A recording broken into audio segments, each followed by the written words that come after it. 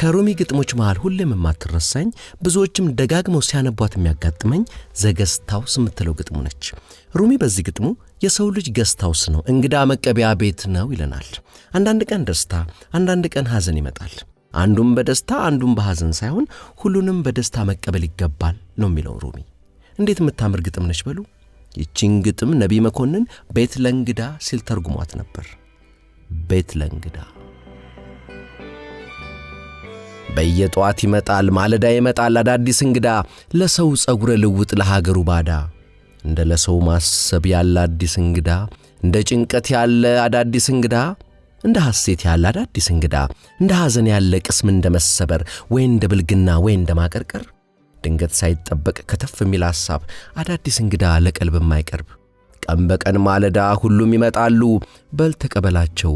የሐዘን ማት ቢሆኑም ቤትን የሚያፈርሱ ንብረት የሚያወድሙ፣ እንደ እንግዳ አክብረህ በል ተቀበላቸው።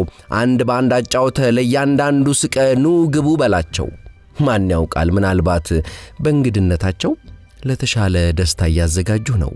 እንግዳ ብዙ ነው የጨለማ ሐሳብ የጽልመት ጥቀርሻ፣ የሐፍረት መቀመቅ የማንጓጠጥ ዋሻ። ሁሌም ያንተ እንግዶች ያንተ ውዳ ናቸው። ቤት ለእንግዳ እኮ ነው ኑ ግቡ በላቸው። በሳቅ አጅባቸው ለአዳዲስ ሐሳቦች ደግ ሁን ውለታዋል። ምናልባት ማን ያውቃል የነገን ማን አይቷል።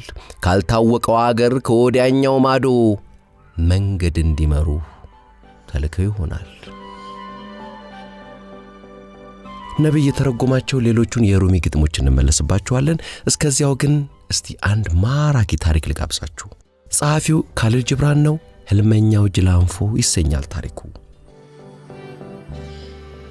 ከዕለታት አንድ ቀን ወደ ታላቁ ሻሪያ ከተማ አንድ ሰው ከበረሃ ይመጣል። ይህ ሰው ሕልመኛ ነው፣ ንሆለል ነው። ከለበሰው ልብስና ከያዘው ቅል በስተቀር ምናምኒት ሀብት የለውም። በዋናው መንገድ ላይ እየተንሸራሸረ ሳለ ለሻሪያ ከተማ ታላቅ ውበትና ሞገስ የሆኑትን መቅደሶች፣ ሕንጻዎችና ቤተ መንግሥቶች በመገረም እየቆመ ያስተውል ነበር። አልፎ አልፎ የሚያጋጥሙትን ሰዎችም ስለ ከተማቸው አንዳንድ ጥያቄዎችን ይጠይቃቸዋል። ችግሩ ግን እሱም ቋንቋቸውን አያውቅም፣ እነሱም ቋንቋውን አያውቁም። ተስያት ሲሆን ከአንድ ትልቅ ቡና ቤት ደጃፍ ይደርሳል። በቢጫ እብነበረድ የተገነባ ነበር። ሰው ሲገባና ሲወጣ ያስተውላል። ሲገቡም አይከለከሉ፣ ሲወጡም አይከለከሉ። ይሄ መሳለሚያ መሆን አለበት አለና እሱም ወደ ውስጥ ገባ። ውስጥ ሲገባ ያጋጠመው ጉድ ግን ሌላ ሆነ። በርካታ ወንዶችና ሴቶች በትልቅ እልፍኝ ውስጥ ታድመዋል። ይበላሉ፣ ይጠጣሉ፣ ይዝናናሉ። የደራ ሙዚቃም አለ። አለ ሕልመኛው ጅላንፎ፣ ይሄ የጸሎት ስፍራ አይደለም። ይሄ ንጉሡ ልጅ ለሕዝቡ የሚያገባው ግብር መሆን አለበት። የሆነ ክብረ በዓል አለ ማለት ነው አለ። ይህን ጊዜ አንድ ሰው ወደሱ ይመጣል። ጅላንፎ ይሄ ደግሞ የንጉሡ ልጅ ባለሟል ነው ብሎ ገመተ። ባለሟሉ ወደ ጅላንፎ ጠጋ ብሎ እንዲቀመጥ ጋበዘው። ተቀመጠ። ስጋና ጮማ ቀረበለት። ወይን ጠጅም ተቀዳ። ልዩ ልዩ ጣፋጮችም ተጨመሩለት። ጅላንፎ ጥግብ አለ። ተነሳና ሊወጣ ወደ በሩ ሲያመራ በር ላይ ቆመው ያጌጠ የደንብ ልብስ የለበሰ መንዲስ የሚያክል ዘብ አስቆመው። ጅላንፎም ያለ ጥርጥር ይሄ ሰው የንጉሡ ልጅ ነው ማለት ነው አለ በልቡ። ለጥ ብሎ እጅ ነሳና ላደረገለት ውለታ አመሰገነ። ያም አንዳች የሚያክል ሰውዬ በአገሩ ቋንቋ ጌታው ለተመገብከው ራት ሂሳብ አልከፈልክም አለው። ሕልመኛው ጅላንፎ አልገባውም። እንዲያውም አሁንም በድጋሚ ልባዊ ምስጋናውን አቀረበለት። ይሄኔ ያ ግዙፍ ሰው ነገሩ አሳሰበውና ጅላንፎን ቀረብ ብሎ በትክክል አስተዋለው። እንግዳ መሆኑን አወቀ። የለበሰውም ያለቀ ልብስ ነው። ለምግቡ የሚከፍለውም ቀይ ድንቡሎ እንኳን እንደሌለው ተገነዘበ። ግዙፉ ሰው አጨበጨበና የከተማዋን 4 ጠባቂዎች ጠራ። 4ቱ ጠባቂዎች ግዙፉ ሰው የነገራቸውን አድምጠው ያኔ እግዚአብሔር ጅላንፎ መሃል አስገብተው ይዘውት ሄዱ። 2ቱ በግራው 2ቱ በቀኙ በኩል ናቸው። ጅላንፎ የልብሶቻቸውን ተመሳሳይነትና መጋጋጥ አስተዋለ። ደስታም ተሰማው። እነዚህ ሰዎች አለ በልቡ የተከበሩ ሰዎች ናቸው ማለት ነው። አብሮት ብዙ መንገድ ከተጓዙ በኋላ ወደ ዙፋን ችሎት ገቡ። ሕልመኛው ጅላንፎ ከፊት ለፊቱ አንድ ግርማ ሞገስ ያለው ረጅም ሪዞ የተንጀረገገ እንደ ንጉሥ የተጎናጸፈ ሰው ዙፋን ላይ ተቀምጦ አየ። ይሄ ንጉሡ መሆን አለበት አለ። ከፊቱ በመቅረቡም ክብር ተሰማው። ጠባቂዎቹ ለተከበሩት ዳኛ ስለ ሕልመኛው ጅላንፎ አስረዷቸው፣ ወንጀሉንም ገለጹላቸው። ዳኛውም 2 ጠበቆች ጠርተው አንደኛው የጅላንፎን ጥፋት ዘግበው ክስ እንዲመሰርት፣ ሌላኛው ጥብቅና እንዲቆምለት አዘዙ። ጠበቆቹም የታዘዙትን በመፈጸም በተራ በተራ ጉዳዩን አስረዱ፣ ተሟገቱ። ሕልመኛው ጅላንፎ ግን የእንኳን ደህና መጣህ ንግግር የሚያደርጉለት መስሎታል። በልቡ ንጉሡን ስለ ደግነታቸው አመሰገነ። የንጉሡ ልጅም ላደረገለት ሁሉ ደስታውን በሆዱ ገለጸ። ከዚህ በኋላ በሕልመኛው ጅላንፎ ላይ ፍርድ ተሰጠ። ፍርዱም የጥፋቱ ዝርዝር የተጻፈበት ክታብ በአንገቱ ላይ ተንጠልጥሎ በሌጣ ፈረስ እየጋለበ በከተማ ውስጥ እንዲዞር፣ ጥሩምባ ነፊና ታምቡረኛም ከፊት ለፊቱ እንዲሄድ የሚል ነበር። ፍርዱም እንዲፈጸምበት ተደረገ። ሕልመኛው ጅላንፎ በሌጣ ፈረስ በከተማ ውስጥ እየጋለበ ሄደ። የጥሩምባና የታምቡር ድምፅ የሰሙት የከተማዋ ነዋሪዎች ወደሱ መጡ፣ ሳቁበት፣ ተዘባበቱበት። ሕፃናት ልጆችም ከመንገድ መንገድ እየተዘዋወሩ እየተከተሉት አፌዙ። የሕልመኛው ልብ በሐሴት ተሞላ። ሕፃናቱንም ሲያይ ፊቱ በፈገግታ ሞላ። ለሱ አንገቱ ላይ የተንጠለጠለው ክታብ ንጉሡ የሰጡት የክብር ምልክት ነው። የሚካሄደውም ሥነ ሥርዓት ለሱ አቀባበል የተደረገለት በዓል ነው። በዚህ ሁኔታ እየጋለበ ሳለ ድንገት እንደሱ በረኸኛ የሆነ ሰው ከተሰበሰቡት ሰዎች መሃል አየ። ልቡ ፈነደቀች። ጮክ ብሎም ያን በረኸኛ ተጣራ። ወዳጄ ወዳጄ፣ ለመሆኑ የት ነው ያለነው? የሰው ልብ የሚወዳት እንደዚህች ያለች ከተማ ታውቃለህ? እንደዚህስ እንግዳ ተቀባይ የሆነ ሕዝብ አጋጥሞ ያውቃል? ድንገት እግር የጣለውን እንግዳ በንጉሡ ቤተ መንግሥት ግብር አስገብቶ የንጉሡ ልጅም ጓደኛ እንዲሆነው የሚያደርግ ሕዝብ አይተህ ታውቃለህ? ንጉሡስ በእንግዳው አንገት ላይ የተከበረ ማስታወሻ የሚያደርግበት ሀገርና የከተማውን ሕዝብም ለአቀባበሉ የሚያዝበት ከተማ ከቶ ወዴት ይገኛል? ያ በረኸኛ ግን ምንም ምላሽ አልሰጠም። እንደው በደፈናው ፈገግ ብሎና በቀስታ ራሱን በመነቅነቅ ምልክት ሰጠው። ያማ ጀባ አልፎ ሄደ። የሕልመኛ ጅላንፎ ግን በኩራት ካንገቱ ቀና አለ። ዓይኖቹ ሁሉ የብርሃን ጎርፍ ዋጣቸው። 2 ተጨማሪ የጅብራንን ታሪኮች ሰምተን ነቢይ ወደ ተረጎማቸው የሩሚ ግጥሞች እናልፋለን። ፍጽምና የምትለው ብርሃነ መስቀል ደጀኔ የተረጎማት እንዲህ ትላለች። ፍጽምና ፀሐይቱ ወዳጅ ሕዝብና ታላቁ ነቢይ የሐሳብ ተዋጽኦ ሲያደርጉ ከነበረበት ኮረብታ ባሻገር ጠልቃ ቀይማ ብርሃኗን አስፍናው ነበር። ልጇ በክንዶቿ ላይ ያንቀላፋ አንዲት እናት ወደ ታላቁ የሀገሯ ነቢይ ቀረብ ብላ በቅፏስ በፍቅር ለሽ ብሎ የተኛውን ልጇን እያስተዋለች መምህር ሆይ የሰው ልጅ እንደምን ከፍጽምና እንደሚደርስ ትነግረናለህን? አለችው። እርሱም ይሄን አላት፣ እህቴ ሆይ የሰው ልጅ እንዴትና እንደምን ፍጽምና ልዕልና እንደሚደርስ ጠይቀሽኛል። የሰው ልጅ ወደ ፍጽምና የሚጠጋው እሱ የገዛ ራሱ ወሰን የለሽ ውሃና ዳርቻ የሌለው ባህር መሆኑን ሲረዳ ነው። አንድም የሰው ልጅ ከፍጽምና የሚደርሰው ራሱ ዘላለማዊ እሳትና ምንም የማይጠፋ ብርሃን መሆኑን ሲገነዘብ ነው። አንድም የሚዘምር ፏፏቴ ወይንም ውሃው የጎደለ የሚያላዝን ጅረት ወይም የጸደይ ለምለም ዕፅ ወይም ረጋፊ የበጋ ደረቅ ቅጠል መሆኑን ሲያጤን፣ አንድም እሱ ገዛ ራሱ ታላቁን ተራራ ወይንም ጥልቁን ስምጥ ሸለቆ መሆኑን ወይንም ለምለሙን መስክ ወይም ጭው ያለውን በረሃ መሆኑን ከሕገ ልቦናው ሲረዳ ነው። አዎ የሰው ልጅ በአንቃዬ ልቦናው እኒህን ሁሉ መሆኑን በጥሞና ሲረዳ ከፊሉን ያክል የፍጽምናውን ጎዳና ዘልቋል ማለት ነው። ከፍጽምና ምልአትና ልዕልና ለመድረስ ግን የሰው ልጅ በእውነቱ የሚከተሉትን ሊሆን ይገባዋል። አዎ አስቀድሞ ወደ ፍጽምና ግብና አምባ ከመድረሱ በፊት በንጹሕ ልቦናው በእናቱ ክንዶች ላይ ፍጹም ተገን እንዳደረገ ሕፃን ሊሆን ይገባዋል። እናም ለቤተሰቡ ፍጹም ኃላፊነት ያለበት አባት፣ በፍቅር ሜጋቶን ያበደ ወጣት፣ ከትናንት ሕይወቱ ጋር ጠብ ትግል የገጠመ ሽማግሌ፣ የመልኮ ቤተ መቅደስ ፍጹም አማኒ፣ የገዛ ወህኒው እስረኛ፣ በመጽሐፍት ውስጥ ራሱን የቀበረ ምሁር፣ በምሽቱ ጽልመትና በቀኑ ድንግዝግዝ መሃል የተደነቃቀፈ ጅል፣ በእምነት ጽናት የፈካ አበባና በብቸኝነቱ ያጋምሾ መሃል የምትሰቃይ መነኩሲት፣ በመሬቱና መሬቱም በጸጋ በመቀበል መሃል ያለ ሙልጭ ድሃ፣ በንፉግነቱና በህሊናው ወቀሳ መሃል ያለ ባለጸጋ፣ በአጭበርባሪ ጭጋግና በንጋት ጎህ ሰረቀ ብርሃን መሃል እንዳለ ባለቅኔ፣ እኒህን ያላየ ያልተለማመደና ያልተረዳ ካልሆነ እላችኋለሁ ማንም ወደ ፍጽምና አይደርስም። እኒህን ያየ የተረዳና ለእኔ የተሰጠ ብቻ ከስብዕናው ዘልቆ የመለኮት ጥላ ፍጹም ሰው ይሆናል። ቀጣዩዋ የካሊል ጂብራን ታሪክ ደግሞ እመቤት ሩት ትሰኛለች። እመቤት ሩት 3 ሰዎች ናቸው። ፊት ለፊታቸው ከበስተማዶ በሚታየው ለምለም አረንጓዴ ኮረብታ ላይ የሚገኘውን ነጭ ኖራ የተቀባ ቤት እያዩ ይነጋገራሉ። አንደኛው ሰውዬ ያ ቤት እኮ እመቤት ሩት የምትባል የአንዲት ጠንቋይ አሮጊት መኖሪያ ነው አለ። ሁለተኛው ሰውዬ ተሳስተሃል፣ እመቤት ሩት አሮጊት አይደለችም፣ በህልሞቿ እየተመራች ብቻዋን የምትኖር እጅግ ውብ ሴት ናት አለ። ሶስተኛው ሰውዬ ሁለታችሁም ልክ አይደላችሁም፣ እመቤት ሩት የጭቁን ገበሬዎችን ደም እየመጠጠች እየበዘበዘች የምትኖር በቃኝንም ማታውቅ አዳሃሪ የመሬት ከበርቴ ናት አለ። እነዚህ 3 ሰዎች በእመቤት ሩት ጉዳይ ዙሪያ እየተጨቃጨቁ ሲሄዱ መስቀለኛው መንገድ ላይ አንድ አዛውንት ሰውዬ አግኝተው ጠየቋቸው። እባክዎን አባት ያዚያ ማዶ በሚታየው ነጭ የተቀባ ቤት ውስጥ ስለምትኖረው እመቤት ሩት ስለምትባለው ሴትዮ እየተጨቃጨቀን ስለሆነ እባክዎን ስለዚች ሴትዮ የሚያውቁትን ይንገሩን ሲል ከ3ቱ አንዱ ጠየቃቸው። ዕድሜ የጠገቡት አዛውንት አንገታቸውን ቀና አድርገው 3ቱንም ሰዎች በለበጣ ፈገግታ ካዩ በኋላ ልጆቼ እኔ በርግጥ ዛሬ 90 ዓመት ሽማግሌ ነኝ። እመቤት ሩት እኔ ገና በጣም ሕፃን በነበርኩበት ጊዜ ያየኋቸው መሆኑ ነው ትዝ የሚለኝ። እመቤት ሩት ከሞቱ እንኳ 80 ዓመት ያልፋቸዋል እና ያ ቤት አሁን ባዶ ሆኖ የሌሊት ወፎች ማንቋረሪያ ሆኗል። አልፎ አልፎ ግን ሰዎች እየመጡ ይጎበኙታል ሲባል ሰምቻለሁ ብለዋቸው ሄዱ።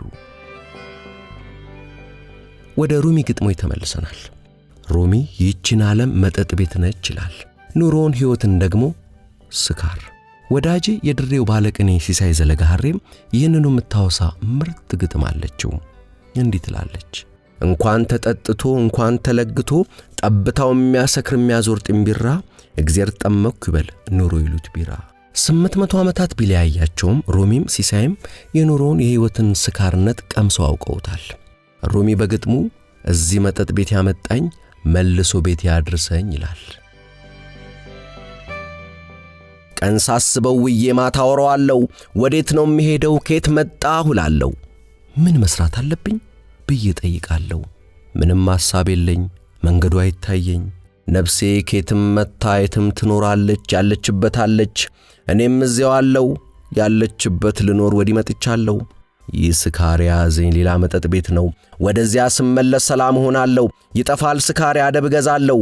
የሌላ ሀገር አየር ወፍ ነኝ የሰማይ ነፍስ በተመቸኝ ልረፍ ሲሻኛ አገር ላስስ።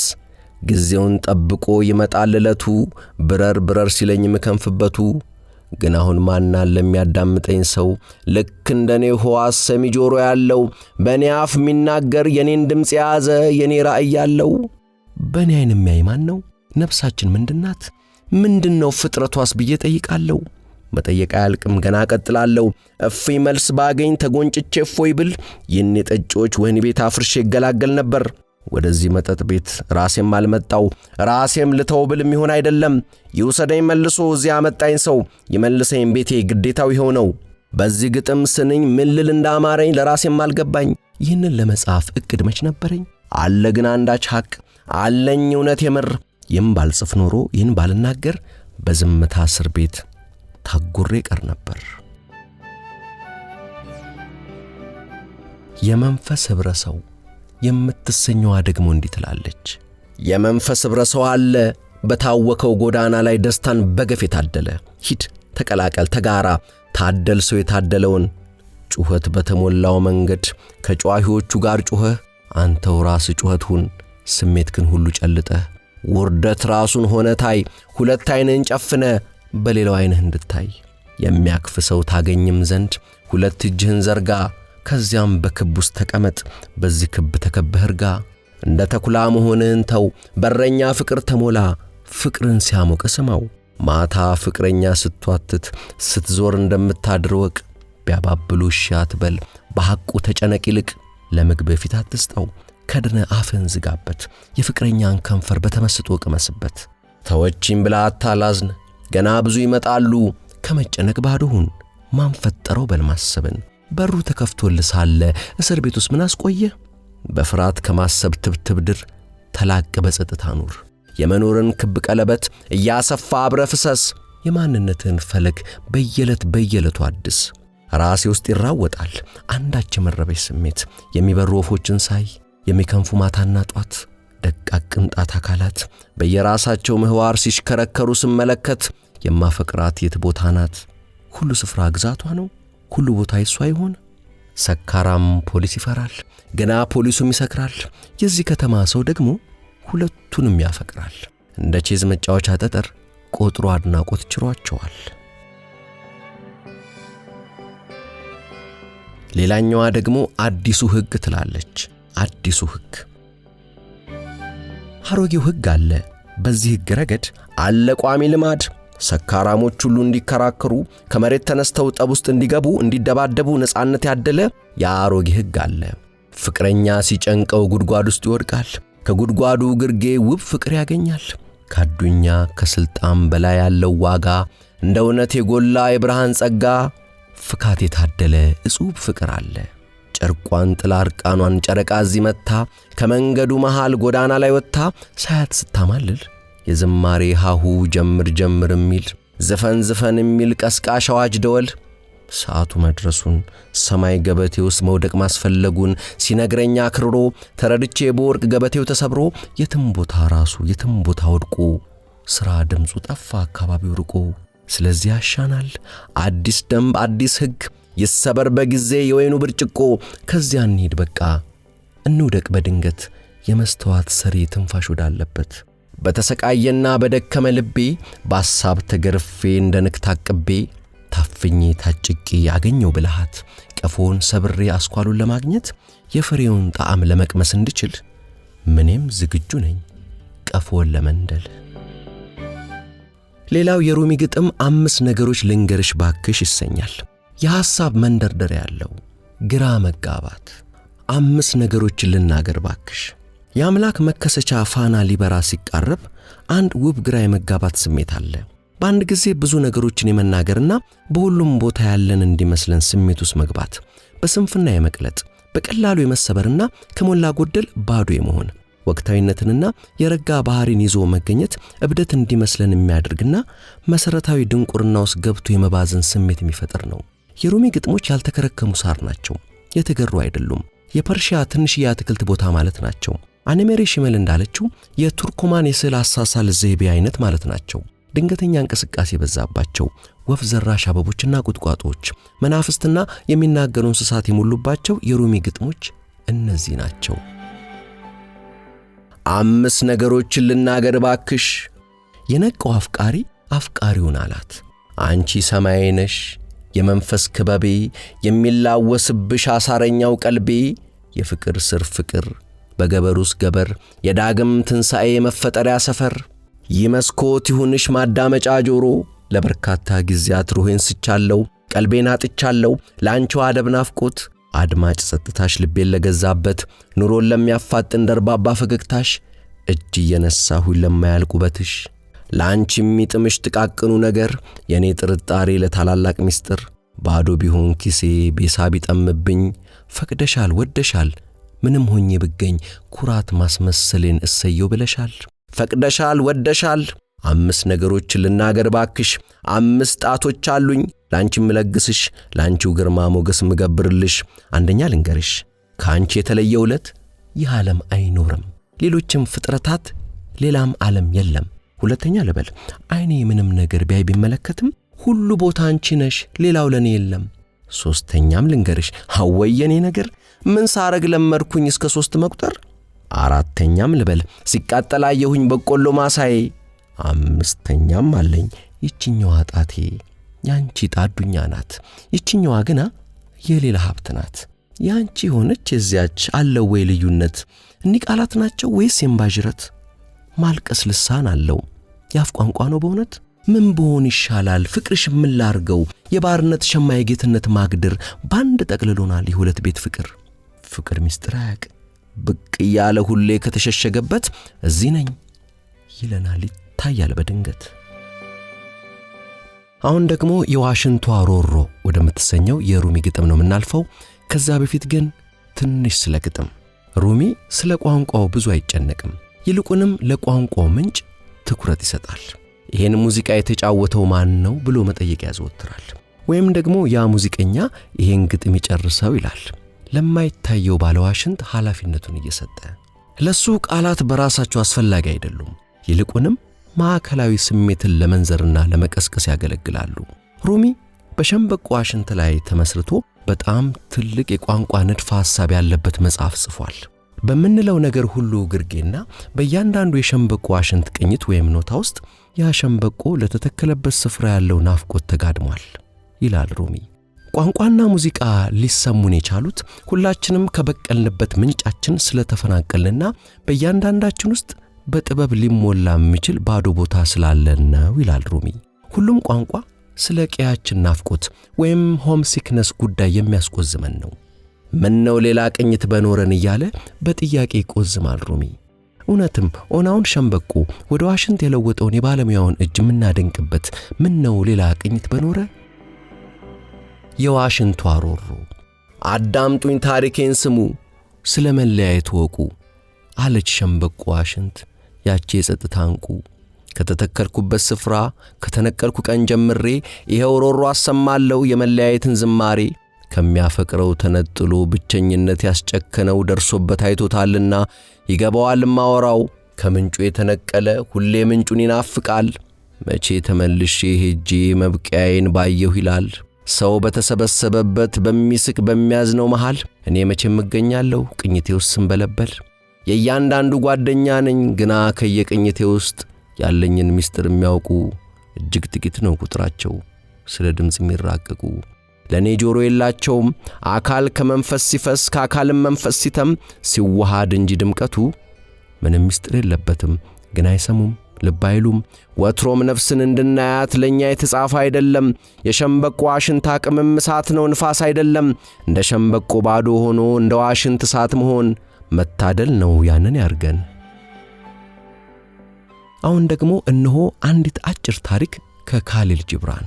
ከብዙ ዓመታት በፊት እጅግ በጣም አፍቃሪና እጅግ በጣም ተወዳጅ በመሆኑ የተሰቀለ ሰው ይኖር ነበር። በጣም የሚገርመው ትናንትና 3 ጊዜ አገኘሁት። በመጀመሪያ ሳገኘው አንድ ፖሊስን ዘማዊቷን ወደ ወህኒ እንዳይወስዳት ሲለምነው ነበር። ለሁለተኛ ጊዜ ሳገኘው ማህበረሰቡ ካገለለው ሰው ጋር ወይን እየተጎነጨ ነበር። ለሶስተኛ ጊዜ ሳገኘው ቤተክርስቲያን ውስጥ ከአንድ ደላላ ጋር እየተደባደበ ነበር። ጂብራን ሌላ ቦታ ደግሞ እንዲህ ይለናል። ባዶ እጄን ወደ ሰዎች ዘርግቼ ምንም አለማግኘቴ አሳዛኝ ነገር ነው በርግጥ። ነገር ግን እጄን ሞልቼ ዘርግቼ ያቀረብኩትን የሚቀበለኝ አለመኖሩ ደግሞ እጅግ ተስፋ የሚያስቆርጥ ነው። ከሰፋው አንገጽ ያገኘዋት ምርጥ የሩሚ ታሪክ ደግሞ ይቺ ነች። ጃላሉዲን ሩሚና ሸምሱዲን አልተብሪዚ የመለኮታዊ ፍቅር ተንታኞች ተብለው በእስላም ዓለም የሚታወቁ ዕውቅ ገጣሚዎችና ዳኢዎች ናቸው። ከ800 ዓመታት በፊት ከባህር ዳርቻ ቆመው ያወጉ ነው። ሩሚ በእጁ አንድ መጽሐፍ ኪታብ ይዟል። ጓደኛው ሸምሱዲን ከእጁ ኪታቡን ነጥቆ ከባህሩ ወረወረው። ኮፒ የሌለው መጽሐፉን ከባህር ሲወረውረው ሩሚ እንደ እብድ እያጓራ የነፍስ አባቱ የሆነውን ሸምሱዲንን ሊበላው ተነሳ። እያፈጠጠበት ምን ሆነሃል? ዕውቀት እኮ ነው የጣልከው። አቻ የሌለውን መጽሐፍ እንዴት ውሃ ውስጥ ጥልብኛለህ ብሎ ያዘው። ሸምሱዲን የጓደኛው ዛቻና ድንፋታ ብዙም ግድ ሳይሰጠው ወደ ባህሩ እየተመለከተ ኪታቡን ትፈልገው ነበር እንዴ አለው። ሩሚ ንዴቱ እየባሰበት እንዴት አልፈልገውም አለው። ሸምሱዲን ወደ ባህሩ ጠጋ ብሎ የወረወረውን ኪታብ ያላንዳች እርጥበት ከባህር ውስጥ አውጥቶ ለሩሚ ያቀበለው። ሩሚ የሚያየውን ማመን ተስኖት ፈዘዘ። ሸምሱዲንም ውሃ የሚያበላሸውን ሳይሆን ልብ ሸምድዶ የሚያጸናውን ዕውቀት ቅሰም ብሎ ምክር ብጤ ሰጠው። ሩሚ ባየውና በሰማው እየተደመመ እባክህን ተማሪ ሆኜ ልከተልህ ብሎ ተማጸነው። ከኔ ጋር የመቋቋሚያ ትግስቱን ከወዴት አግኝተህ ብሎ መጎዳኘቱን ነፈገው። ሩሚ እድሉን መጠቀም ስለፈለገ እታገሳለሁ ሞክረኝ ብሎ ተማጸነ። በል እንግዲህ ከኔ ጋር መጎዳኘት ካሻህ በእንስራ ጠጅ ተሸክመ በከተማው እየዞርክ ሽጥ አለው። ሩሚ ታፍሮና ተከብሮ ከሚኖርበት ከተማ ላይ ጠጅ መጠጥ ይዞ መዞር የሞት ሞት ስለሆነበት የቀረ ይቀራል በሚል ስሜት እንዴ ምን ሆነሃል? እንዴት በሐራም ታሰማራኛለህ? እንዴት ጠጅ ሽትለኛለህ? ብሎ ይወቅሰው ጀመር። እንዳሻ አለው ሸምሰዲን። አረ እንደው ሌላ አማራጭ ነገር ካለ ቀይርልኝ ብሎ ለመነው ሩሚ። ነገርኩ እንግዲህ እንዳሻ፣ ካሻ ተግብር ካሻም ወግድ አለው። ሩሚ የማይሆነውን ከምተገብር ቢቀርስ ብሎ ወደ ቤቱ ሄደ። እረፍት ነሳው፣ ከነከነው። መሞከርም ፈለገና በነጋታው ወደ ሸምሰዲን አመራ። ሸምሰዲንም የተዘጋጀውን መጠጥ በእንስራ ሞልቶ ለሩሚ አሸከመው። ሩሚም የክብር ልብሱንና ኢማማውን ጠቅልሎ በከተማይቱ ጠጅ ያዞር ጀመር። ይህን የተመለከቱ ከፊል የከተማይቱ ሰዎች ያ የአላህ ፍቅር ምርኮኛ፣ ያ የተሳውፍ አቀንቃኝ፣ ያ ዛሂድ ብለን የምናውቀው ሰው መጨረሻው እንዲሆነ ሲሉ፣ ከፊሎቹ ደግሞ አላህ ሲያጋልጥ እኮ እንዲህ ነው፣ በራሱ ጊዜ በትክክለኛ ማንነቱ ተገለጸ፣ ኢማማውና ቀሚሱ እንኳ ከማንነቱ አልሸሸጉትም እያሉ ሲያፌዙ አሉ። አመሻሽ ላይ ሩሚ ቅስሙ ተሰብሮ ሀፍረትን ተከናንቦ የተሸከመውን እንስራ አንዲት ኩባያ እንኳ ሳይሸጥ ያን ሁሉ ስድብና ጉንተላ ይዞ ወደ ሸምሰዲን ተመለሰ። ማንም አልገዛኝም እያለ በኩርፊያ እንስራውን ከሸምሰዲን አጠገብ አስቀመጠው። ውጥኑ የሰመረለት ሸምሰዲን በፈገግታ ወደ ሩሚ እየተመለከተ በልሄ በቃሃል፣ አሁን ልብስን አውልቅና እጠብና ራስም ታጠብ አለው። ከዚያስ አለ ሩሚ ሌላ ትእዛዝ የሚታዘዝ መስሎት። ከዚያማ በቃ ምንም የለም፣ አንተ አሁን ኖርማል ሰው ሆነሃል፣ ልክ እንደ አዲስ ቡቃያ ሆነሃል። ወደ ሕፃንነት ማንነት ተመለስ። ከራስ ቅል ላይ ከኢማማ ጋር አብረ የተሸከምከው ኩራትና ሃይማኖተኛ መሳይነት አባዜ ዛሬ ተሰብሮልሃል። የለበስከውን ካባና በሰዎች እይታ የተጎናጸፍከውን ሃይማኖታዊ ክብሮችን አውልቀ ራስህን ከተራው ሰዎች መድብ። በዚህ ክብሬ እያልክ የምትመጻደቅበትን ረቂቅ ስሜት ከውስጥ አስወግደ ተራነትህን ለራስህ ንገረው። አንተና ጌታ ብቻ ወደምታውቁት ወደ ትክክለኛው ማንነት ተመለስ። ነፍስን ከይሉኝታ እስር ቤት ነፃ አውጣት ብሎ መከረው። ሩሚ ሕይወትን ከዚያች ቅጽበት አንስቶ በመተናነስ ብሎ መኖር ጀመረ።